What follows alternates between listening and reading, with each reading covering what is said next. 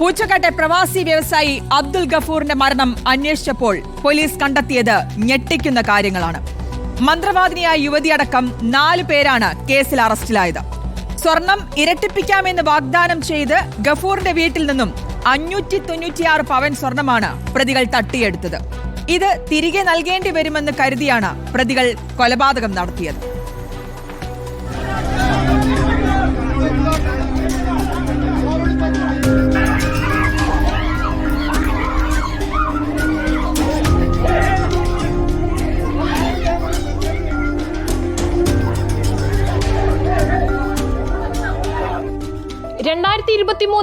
April 14 കേരളത്തെ ഞെട്ടിപ്പിച്ച കൊലപാതകം. അന്നേ ദിവസം പുലർച്ചെയാണ് അബ്ദുൽ ഗഫൂർ ഹാജിയെ വീട്ടിനുള്ളിൽ മരിച്ച നിലയിൽ കണ്ടെത്തുന്നത്.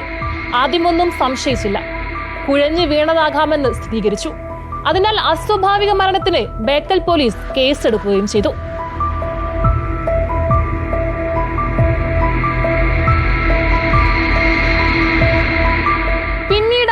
വീട്ടിൽ നിന്ന് 596 പവൻ സ്വർണം കാണാതായ വിവരം ബന്ധുക്കൾ സ്ഥിരീകരിച്ചത്.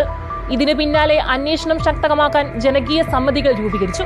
പിന്നീട് കേസ് CRPക്ക് കൈമാറി.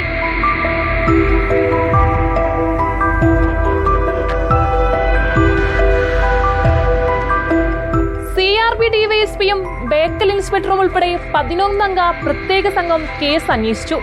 മുൻപ് ചോദ്യം ചെയ്തവരുൾപ്പെടെ 40 പേരെ പുതിയ അന്വേഷണ സംഘം ചോദ്യം ചെയ്തു. പള്ളിയിൽ ഖബറടക്കിയ ഗഫൂർ ഹാജിയുടെ മൃതദേഹമടക്കം പുറത്തെടുത്തു. റീ ഇൻക്വസ്റ്റ് നടത്തി.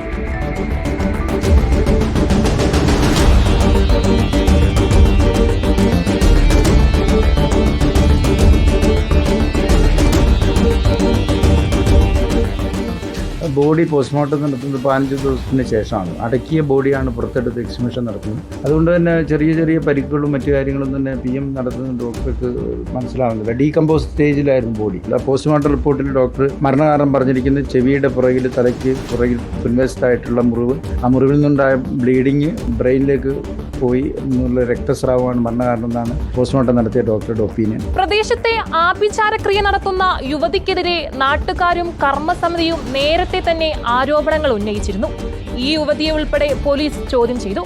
യുവതിയുമായി ബന്ധമുള്ള ചിലരുടെ ബാങ്ക് അക്കൗണ്ടിൽ കൂടുതൽ പണം എത്തിയതും പോലീസ് അന്വേഷിച്ചു. ഇതിനു പിന്നാലെയാണ് ഞെട്ടിപ്പിക്കുന്ന വിവരങ്ങൾ പുറംലോകമറിഞ്ഞത്.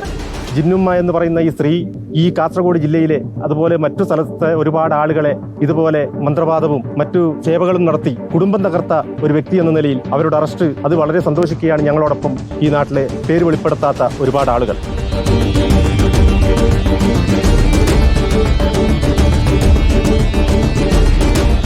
സ്വർണം ഇരട്ടിപ്പിച്ചു നൽകാമെന്ന് പറഞ്ഞ് ഗഫൂറിന്റെ വീട്ടിൽ വെച്ച് മന്ത്രവാദം നടത്തിയിരുന്നു.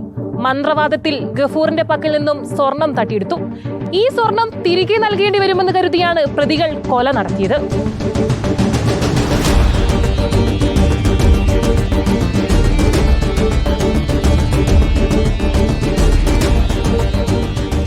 ഈ കാലഘട്ടങ്ങളിലും മന്ത്രവാദങ്ങളുടെ പുറകെ പോകുന്ന ആളുകൾക്ക് നേരെ വിരൽ ചൂണ്ടാവുന്ന ഏറ്റവും വലിയ ഉദാഹരണമാണ് അബ്ദുൽ ഗഫൂറിന്റെ കൊലപാതകം. സ്വർണത്തിനും പണത്തിനും വേണ്ടി മനുഷ്യർ അന്ധവിശ്വാസങ്ങളുടെ പുറകെ പോകുന്നു. ഇതിൽ കുരുതിയാവുന്നതോ സാധാരണക്കാരായ മനുഷ്യരും.